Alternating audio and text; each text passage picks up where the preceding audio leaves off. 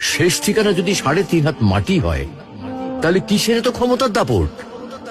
ভোর 5টায় মৃত্যু, সকাল 6টায় জানিয়ে দেওয়া হবে মাইকে, 8টায় শেষ গোসল করানো হবে, 9টায় তোমাকে নতুন কাপড়ে সাজানো হবে, জোহরের নামাজের পরে তোমার আলিশান বাড়ি থেকে বের করে নিয়ে যাওয়া হবে, 2টায় তোমার জানাজার নামাজ পড়ানো হবে, 2:30টায় তোমাকে কবরে নামিয়ে ফেলা হবে। মাটি দেওয়া শেষ হয়ে গেলে কেউ তোমার জন্য দোয়া করবে, আর কেউ চলেও আসবে। এই তো জীবনের শেষ আয়োজন। তো কিসের তো অহংকার, কিসের তো ক্ষমতার দাপট? হ্যাঁ, ক্ষমতা কারো জন্য চিরস্থায়ী নয়। অন্যায় ভাবে কাউকে ঠকালে একদিন ঠিক নিজেকেও ঠকতে হবে, এটাই নিয়ম। হ্যাঁ, এটাই নিয়ম।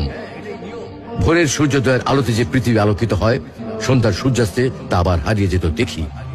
অসত্য দিয়ে সত্যকে কখনো ঢেকে রাখা যায় না।